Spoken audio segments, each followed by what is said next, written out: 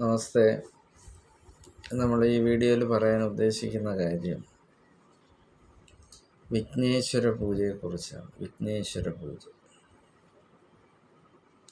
ഗണങ്ങളുടെ നാഥനായ മഹാഗണപതി ഭഗവാന്റെ കൃപാകടാക്ഷം നമ്മളിൽ ഓരോ വ്യക്തികൾക്കും നിത്യപരമായിട്ടുള്ള കാര്യങ്ങളിൽ, നിത്യകർമ്മപരമായി ചെയ്യുന്ന കർമ്മങ്ങളിൽ ഭഗവാന്റേതായിട്ടുള്ള ഇഷ്ട വഴിപാടിൽ ഒരു വഴിപാടാണ് അഷ്ടദ്രവ്യം. 8 കൂട്ട സമത്തുക്കൾ വെച്ചുണ്ടാക്കുന്ന ആ അഷ്ടദ്രവ്യം മഹാഗണപതി ഹോമത്തോടുകൂടി നമ്മുടെ പക്കനാളുകളിൽ ഗണപതി ക്ഷേത്രങ്ങളിൽ പോയി വഴിപാട് നടത്തിയാൽ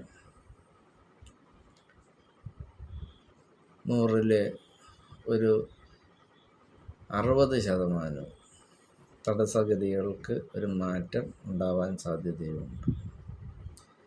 അതിലുപരി പഞ്ചസാര, തേൻ, കദളിപ്പഴം, നിവേദ്യ ആവശ്യങ്ങൾക്കായിട്ടുള്ള വസ്തുക്കൾ വാങ്ങി ഭഗവാന്റെ മുമ്പിൽ സമർപ്പണം ചെയ്യുന്നതും, മുക്കുറ്റി, കറുകമാല ഇവ ഭഗവാന് ധരിക്കാനായിട്ട് മാല കോർത്ത് കെട്ടുന്നതും, മറ്റ് ശത്രുദോഷങ്ങൾ മാറുന്നതിന് വേണ്ടി നാരങ്ങമാല, സർപ്പദോഷവും അതല്ല മറ്റേതെങ്കിലും ദോഷഗതികളുണ്ട് എന്നുണ്ടെങ്കിൽ പോലും നാരങ്ങമാല മഹാഗണപതി ഭഗവാന് ചാർത്തുന്നതിന് വേണ്ടി കൊടുത്താൽ അത്യുത്തമമായിരിക്കും.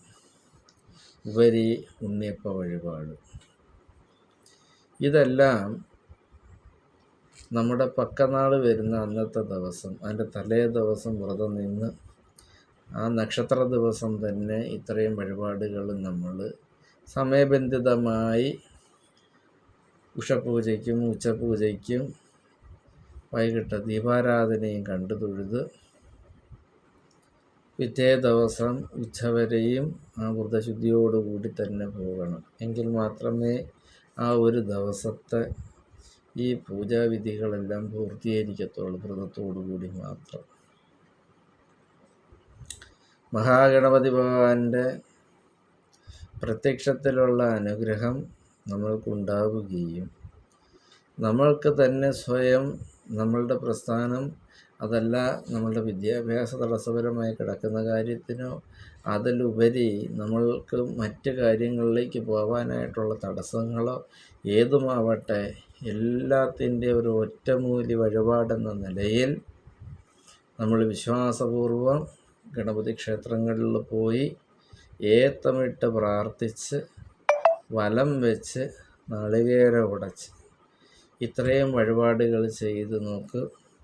തീർച്ചയായിട്ടും യഥാശക്തി അനുസരിച്ചുള്ള വഴിപാടുകൾ വഴി നിങ്ങളുടെ കാര്യങ്ങൾ സാധ്യമായിരിക്കും. അതിൽ ഒരു മാറ്റവുമില്ല.